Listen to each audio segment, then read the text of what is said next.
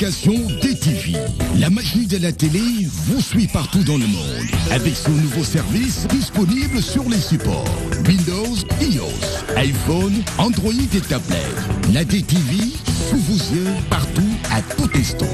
Avec la DTV, vivez la magie de la télé.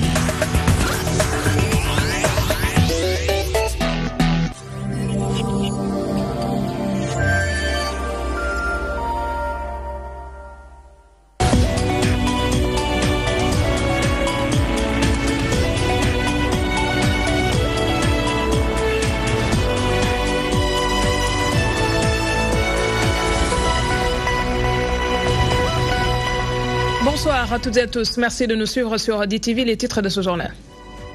Ce 1er novembre, l'Église catholique honore ses saints. Père Joseph Adeoko des martyrs de l'Ouganda rappelle aux fidèles l'importance de rendre hommage aux saints patrons. Le 2 novembre, des prières seront formulées pour les morts.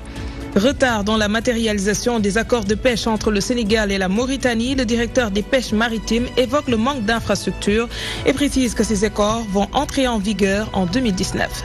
Les Badianougor réclament de meilleures conditions de travail. Elles listent un certain nombre de difficultés. Par conséquent, une motivation ne serait pas de refus, surtout des revenus pour mieux aider la population.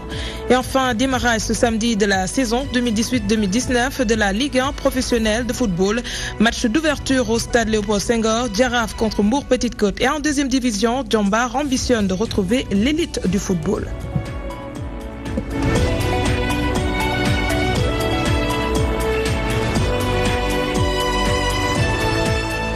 Les catholiques célèbrent la Toussaint ce 1er novembre. Ils honorent tous les martyrs et saints de la chrétienté.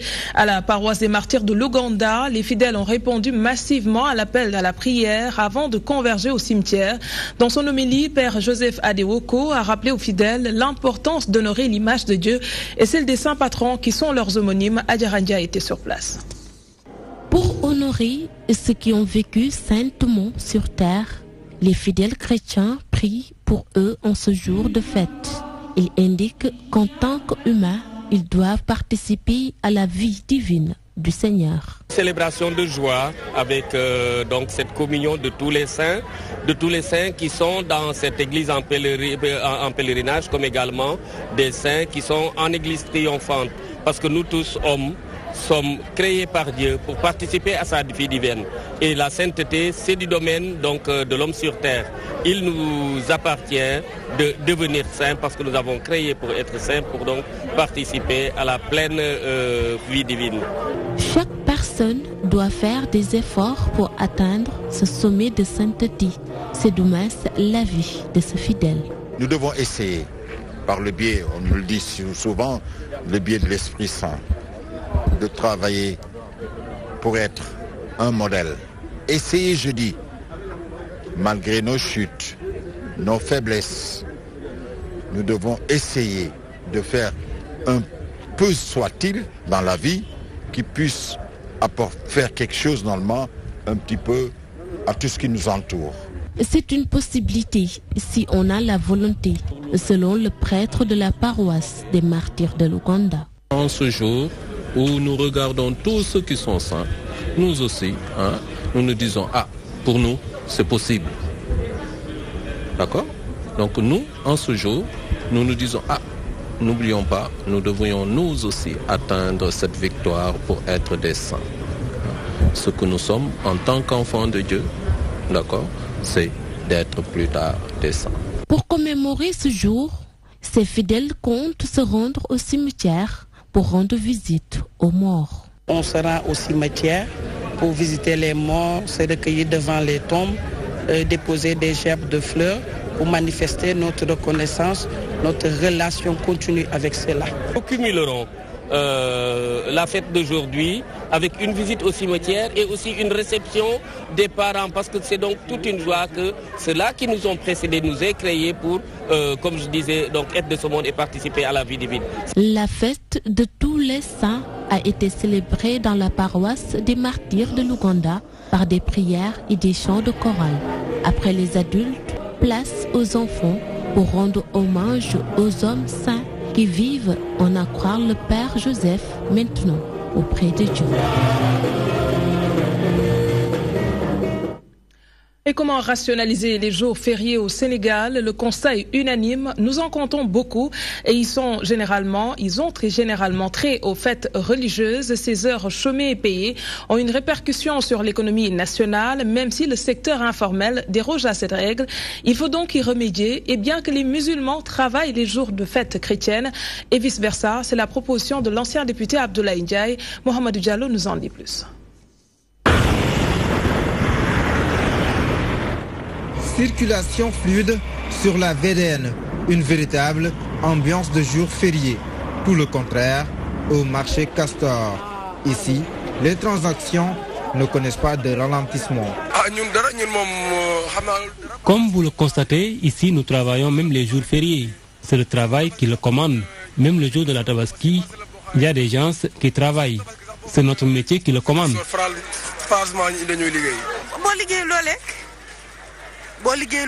Nous sommes obligés de travailler tous les jours. Nous n'avons pas du tout droit au repos, puisque nous avons des besoins à satisfaire. Le constat est unanime, il y a trop de fêtes au Sénégal. Le constat est unanime, il y a trop de fêtes au Sénégal.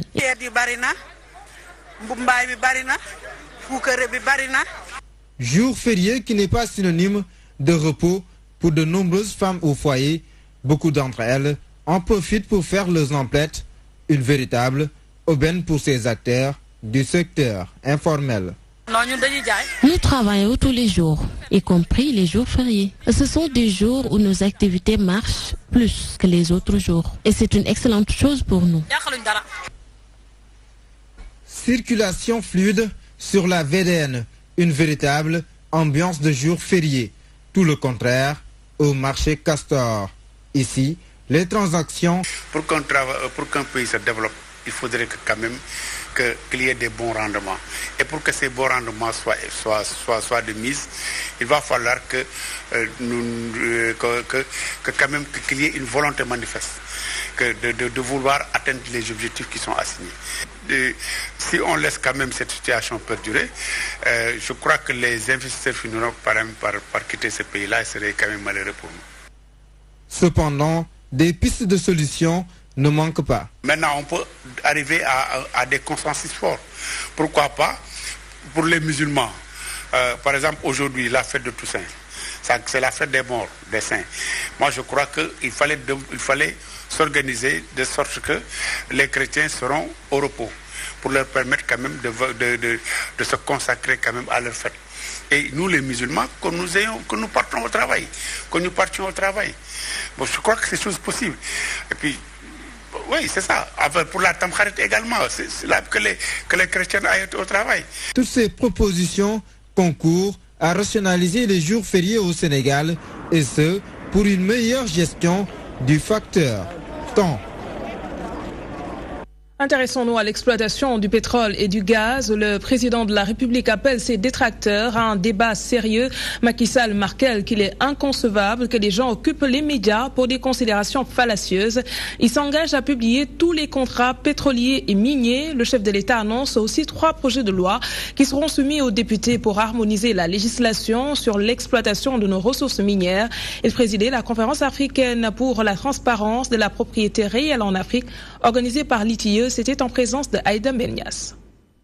Révéler les bénéficiaires effectifs en Afrique, mobiliser le potentiel du secteur extractif, le thème débattu dans cette conférence organisée par l'ITIE. Pour la première fois, le Sénégal abrite cette conférence africaine pour la transparence et la propriété réelle en Afrique avec les différents membres de l'ITIE. En 2012, j'ai placé la gouvernance transparente des ressources naturelles au rang des priorités du gouvernement. Ainsi, pour promouvoir un environnement qui minimise les fuites de recettes et améliore l'intégrité dans la gestion publique, j'ai fait adopter le 27 décembre 2012 la loi portant code de transparence dans la gestion des finances publiques. Concernant l'exploitation du pétrole au Sénégal, le président fait appel à un débat sérieux car, selon lui, toutes les informations qui y ont été révélées sont juste fallacieuses. Il faut un débat sérieux, un débat vraiment objectif, Lorsqu'on peut se permettre dans un pays aussi démocratique que le Sénégal, où la presse est libre, l'expression est libre, comme ça d'écrire un ouvrage ou de publier dans les réseaux sociaux que le gouvernement a fait perdre à son pays 100 milliards de dollars dans une opération alors que nous sommes en phase d'exploration. Et il est clair que dans la phase d'exploration et même de développement, il n'y a pas de taxes. C'est la loi, c'est le code pétrolier qui le dit. Et pendant des mois, le pays est tenu en haleine sur de faux problèmes. De faux problèmes. Pour prétendre qu'on a vendu le pays à des compagnies, etc., etc. Dans le but d'harmoniser la législation sur l'exploitation du gaz et obtenir des partenariats gagnant-gagnant, le président prévoit de soumettre 3 projets de loi à l'Assemblée nationale au courant du mois de décembre. Il s'agira donc du projet de loi portant nouveau code pétrolier, du projet de loi portant partage des revenus issus de l'exploitation future des hydrocarbures, donc du pétrole et du gaz, et d'un 3e projet de loi qui va définir le contenu local dans le cadre de l'exploitation du pétrole et du gaz au Sénégal. L'ITIE international est guidé par la conviction que les ressources naturelles d'un pays appartiennent à ses citoyens et pour qu'ils puissent jouir de ce droit naturel, elle a élaboré une norme visant à promouvoir la gestion ouverte et responsable des ressources pétrolières, gazières et minières. Vous arrive-t-il d'épargner? Beaucoup diront peut-être non. Ils ne font tout simplement pas confiance aux banques et autres institutions financières. Même s'ils reconnaissent que ces lieux sont plus sûrs pour garder leur argent, ils sont réticents à y aller pour des raisons qui leur sont propres. Des commerçants déplorent le taux d'intérêt élevé au niveau des banques. La journée mondiale de l'épargne a été célébrée ce 31 octobre. Un reportage de Penda Badji. La journée mondiale de l'épargne vise à sensibiliser la population, aussi bien les ménages que les entreprises, sur l'importance de l'épargne au niveau des institutions financières et banques. Et qu'en pensent certains vendeurs? Je choisis les banques pour garder mon argent. Pour moi, c'est plus sûr que de creuser pour l'intérêt. En plus de cela, ils peuvent l'utiliser en faisant des prêts à d'autres qui sont peut-être dans le besoin. Même si avoir un compte bancaire peut constituer un moyen sûr pour ses épargnes, certains acteurs du secteur informel n'en sont pas totalement convaincus. Moi, j'ai un compte bancaire, mais je n'ai pas l'habitude de faire des prêts. Et puis, je fais toujours de mon mieux pour utiliser autant que possible les revenus de mon commerce pour ne pas trop utiliser mon compte. À vrai dire, je ne suis même pas intéressé par l'épargne à la banque. Ce commerçant liste les difficultés liées à l'ouverture d'un compte bancaire. Selon lui, les remboursements sont parfois pénibles pour les adhérents. Je n'ai pas encore ouvert un compte car j'ai des doutes. Parce que si tu as un compte et que tu te retrouves dans le besoin, c'est impossible dans l'immédiat. Ils vont te demander d'attendre quelques jours et cela ne m'arrange pas. Même si c'est plus sûr pour la sécurité. N'empêche, parfois les banques sont dévalisées. Inciter la population à penser au futur fait partie des objectifs de cette journée. Cependant, des commerçants demandent aux banques de revoir leur politique vis-à-vis de leurs clients.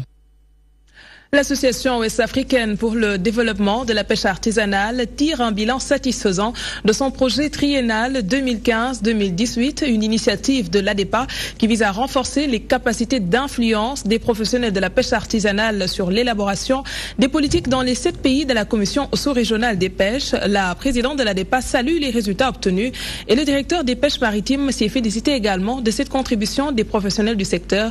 Les détails avec Code Ndiaye. Renforcer la capacité des professionnels de la pêche artisanale pour participer à l'élaboration des politiques dans le domaine de la pêche, c'est l'objectif que l'Association ouest-africaine pour le développement de la pêche artisanale s'est fixé à travers son projet triennal 2015-2018. La présidente de l'ADEPA tire un satisfecit de ce programme. Les capacités de pouvoir bien faire leur travail au plan technique, pour avoir des plus-values économiques et pour pouvoir au plan social s'occuper de leur famille, mais également les renforcer au plan politique. Non pas pour aller faire la politique au sens que tout le monde connaît, mais dans ce sens qu'ils soient capables de pouvoir prendre la parole et pouvoir participer aux décisions qui concernent la pêche artisanale. Parce que comme on le sait souvent, ces décisions sont prises dans les bureaux climatisés, mais ceux qui sont les plus concernés, c'est ceux qui sont à la base, qui sont sur le terrain, et l'ADEPA intervient à la base auprès des organisations professionnelles sur le terrain. Le directeur de la pêche maritime salue la collaboration entre les professionnels de la pêche artisanale et l'administration. De faire en sorte que, à côté de la surveillance que l'État menait au niveau de ces pêcheries artisanales, que les professionnels s'impliquent dans cela. Et c'est pourquoi nous avons institué au niveau du ministère de la Pêche et de l'économie maritime ce que nous avons appelé les conseils locaux de pêche artisanale. Dans ces conseils locaux de pêche artisanale, vous verrez que nous avons un démembrement. C'est la commission de surveillance participative. Ça, c'est un texte réglementaire et c'est ça que fait la direction. L'Association ouest-africaine pour le développement de la pêche artisanale s'est penchée sur la capitalisation du projet Gouv-OPA. L'ADEPA se projette déjà vers le futur pour une meilleure promotion de la pêche artisanale dans la Commission sous-régionale des pêches en Afrique de l'Ouest. L'application des accords entre le Sénégal et la Mauritanie dans le secteur de la pêche tarde à se matérialiser, un retard que le directeur des pêches maritimes explique par le manque d'infrastructures adéquates dans les pêcheries de Saint-Louis et en Mauritanie. Mamadou Goudiaby soutient que ces accords pourraient entrer en vigueur au début de l'année 2019. Le voici au micro de notre reporter. Nous devons aujourd'hui faire en sorte que les infrastructures pour le débarquement au niveau de Saint-Louis puissent être mises en place et de manière que ensemble ce que nous avons écrit et signé dans le document, que nous puissions les respecter correctement, autrement dit pour permettre en attendant d'avoir les infrastructures du PDA en République islamique de Mauritanie de manière à faire les débarquements là-bas, nous avons retenu qu'aujourd'hui, les débarquements peuvent se faire provisoirement à Saint-Louis. Et donc, pour cela, il faut mettre en place ces infrastructures. Et si vous suivez bien, quelque part, les activités, vous verrez qu'aujourd'hui, nous sommes à une période de transition. Vers la fin de l'année, nous sommes en période de saison chaude. Et la saison chaude, elle correspond à une période de raréfaction, mais elle correspond également à une période de repos biologique. Aujourd'hui, le Sénégal, comme la Mauritanie, ils observent des repos biologiques pendant la période-là. Donc, quelque part, il n'est pas souhaitable de vouloir mettre en œuvre le protocole dans cette période. D'ici décembre, mais je me dis quelque part, c'est peut-être mieux d'ici le début du nouvel an. Et il faudra débourser plus ces derniers jours pour préparer un bon plat de tchéboujen. La ressource est présente sur les étals, mais son prix est cher, situation que déplorent les femmes au foyer. Toutefois, les vendeurs de poissons au marché Grand Médine confient que le prix est abordable. Selon eux, avec un montant raisonnable, on peut avoir du poisson. Un sujet de Adjara Diaye.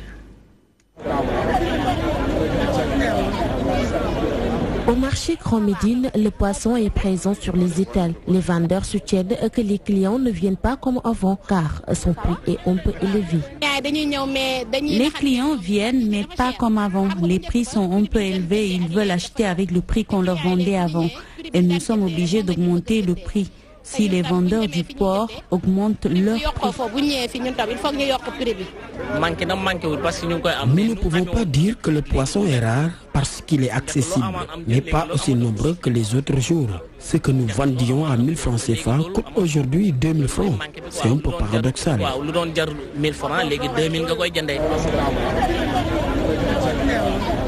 Par contre, ces clients indiquent qu'il n'est pas difficile de trouver du poisson. Quand la pêche est assez abondante, les prix baissent. Mais quand ça devient un tout petit peu difficile, surtout avec les pêcheurs qui rencontrent des problèmes en mer, donc le poisson peut voir son prix surévalué. Ça va. Pour le marché là, c'est abordable parce que si tu dis que les poissons sont en rupture, tu n'as pas encore vu se présenter ici au marché parce qu'ici il y a la qualité. Si tu viens ici, tu peux acheter. Si tu as 1000 francs, même 2000 francs, tu peux acheter, tu peux faire le choix. Depuis quelques jours, des femmes se plaignent de la rareté du poisson. Une situation que les vendeurs du marché de Grand Médine confirment, même si pour les clients, les prix sont abordables. Et nous changeons de registre. Elle sensibilise depuis 10 ans la population sur les maladies et épidémies. Cependant, le plus gros travail des Badié de Gor est axé dans le social. Aujourd'hui, ces professionnels réclament une motivation pour les aider à avoir de meilleures conditions de travail, mais surtout des revenus pour mieux aider la population. C'est ce qu'elles ont confié à Ndeye Fatimlo. Ces Badianou Gor ou marraines de quartier réussissent le pari de la mobilisation, une manière de montrer qu'elles font partie intégrante de ce secteur. Nous nous habillons tout en blanc et c'est joli à voir. Nous venons massivement à ces rencontres. Nous travaillons pour le ministère de la Santé dans nos quartiers. Alors, quand on organise ces genres d'événements, nous sommes présents. Nous travaillons énormément pour la santé. C'est normal qu'on nous implique dans ces genres d'événements.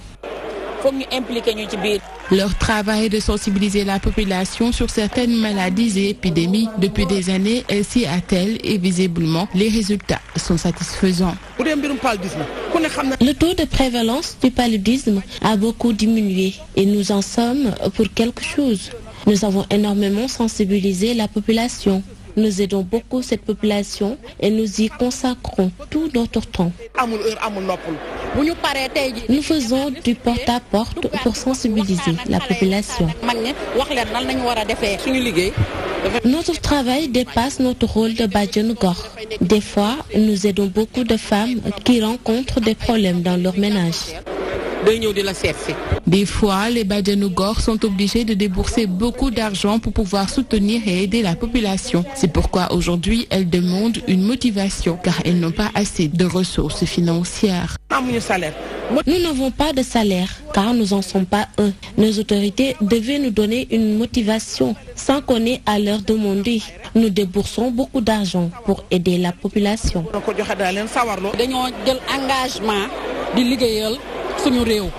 Mais d'une part aussi d'autre part aussi war nañu ñu motiver pour ñu gëna sawar ñoko engagé won né bénévolement lañ koy liggéey ay bénévoles. Nous avons pris l'engagement de travailler pour notre pays, mais ils doivent nous aider.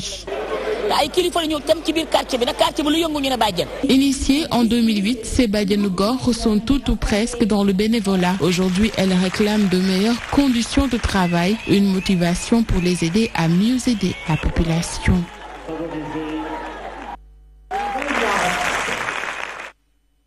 Les protège pour téléphone portable. Pour plus de sécurité, certains achètent ces accessoires. Bon nombre de clients sont à la recherche d'originalité. Ceux qui s'activent dans ce commerce y trouvent leur compte. Toutefois, ils demandent plus de considération pour leur métier. Un sujet de Lena Tchouna. Dans un monde de digital sensible, les téléphones portables ne font certainement pas l'exception. La sensibilité des écrans de smartphone requiert parfois une certaine protection. À chacun sa méthode pour protéger son téléphone. C'est ainsi que d'aucuns font recours au protège. Il est bon d'utiliser ces accessoires. C'est juste pour embellir et protéger les téléphones, je veux dire les smartphones. Ce sont des accessoires à la mode, surtout quand on utilise un smartphone, il les protège. Même si certains sont à la recherche de l'originalité de ces accessoires, ceux qui s'activent dans ce commerce y trouvent quand même bien leur compte. Les clients optent pour les accessoires originaux, ce qui explique la cherté de certains articles. Mais quand même, on arrive à tous les écouler. C'est grâce à ce commerce que ces jeunes arrivent à satisfaire leurs besoins. Ainsi, ils demandent plus de considération. Cette activité est notre gagne-pain. Grâce à ça, on arrive à joindre les deux bouts. Franchement, nous méritons plus de considération. Ces accessoires mobiles sont pour la plupart importés de la Chine. Certains dénoncent toutefois la cherté de ces garnitures. Des prix qui peuvent grimper jusqu'à 5 000 francs CFA ou plus. La page sport, la saison 2018-2019 de la Ligue 1 professionnelle de football reprend ses droits ce samedi. Le tenant du titre, Jaraaf, reçoit Mbour Petite Côte au stade Léopold Sédar Senghor à partir de 16h. Après 10 ans de professionnalisme, la Ligue sénégalaise va apporter cette année des innovations pour renforcer les clubs qui traversent une situation financière difficile. Vous pourrez suivre peut-être bien tout à l'heure l'élément de Sambou Biagui. Et en Ligue de Diambar ambitionne de retrouver l'élite de football. Pour ce faire, le club de Sali peaufine sa stratégie. Déjà sur le terrain, le travail se poursuit pour mieux outiller l'équipe en dépit de plusieurs départs, dont celui d'Ousmane Mané, parti pour le Casa Sport, suivant le coach de Diambar, Boubacar Gadiaga. On travaille bien, on est en train de faire une équipe assez cohérente dans le jeu, beaucoup de rythme, beaucoup de qualité, je pense que beaucoup de vitesse aussi. Maintenant, après, il faut savoir concrétiser nos occasions parce qu'on se procure beaucoup d'occasions, mais on n'est pas encore efficace. Donc après, non, mais sur le bon chemin, oui. Deux est très difficile. On a vécu auparavant 3 années. Aujourd'hui, on y revient, mais on sait que c'est un championnat très rugueux, avec beaucoup d'impact, beaucoup de jeux hachés, donc voilà, on sait ce qui nous attend, mais bon, on s'est préparé pour éviter tout ça, mais avec nos moyens, parce qu'on a quand même rajeuni l'équipe. Aujourd'hui, l'ossature est à base de U19, donc dans le futur, c'est un projet de 3 ans où il faut revenir à Diambar où pratiquement ceux qui vont jouer auront que 18 ans, et là, on a encore une saison à faire pour atteindre nos objectifs, mais ça a été dur l'année dernière parce que voilà, on avait beaucoup progressé, mais malheureusement, on ne s'est pas maintenu. Cette année, je pense que cette progression reste linéaire. On est sur une bonne dynamique. On a fait des matchs amicaux qui nous ont permis d'avoir de bons repères, de bons matchs. On a fait 7 matchs avec des équipes de L1. On en a gagné les 5. On a fait 2 matchs nuls. Donc voilà, et puis en étant très productif dans le jeu, c'est créé beaucoup d'occasions, en concéder moins. Donc voilà, je pense que avec aussi des joueurs qui sont dans la philosophie, quoi. Donc voilà, on espère qu'on va bonifier tout ça avec beaucoup de buts parce que voilà, si on marque beaucoup de buts, on sera très vite à l'abri. Mais je pense que voilà, on a les moyens pour bien exister dans ce championnat, mais avec quand même on attend aussi beaucoup de difficultés parce que comme je dis tantôt, c'est un championnat très rugueux, très très dur, très physique. Donc voilà, on essaiera d'être prêt pour ne pas avoir de déconvenus. Et de démarrage ce samedi de la saison 2018-2019 de la Ligue professionnelle de football. Jaraaf fera face à Mbour Petite Côte au stade Léopold Sédar Senghor à 16h. Après 10 ans de professionnalisme, la Ligue Pro veut apporter cette année des innovations. Le point avec Sambou Biagui. Des innovations, il y en aura cette année pour sortir le football professionnel dans le profond trou financier dans lequel est plongé le club sénégalais. Pour ce faire, la Ligue sénégalaise de football professionnel pense à l'actif de ses clubs membres, d'où la mise sur pied d'un championnat U17. Une compétition de plus pour les petites catégories ne peut pas être quelque chose qui soit retenu au passif de notre football, mais au contraire à son actif. Et je pense que nous allons vers une compétition africaine en U17. Il est particulièrement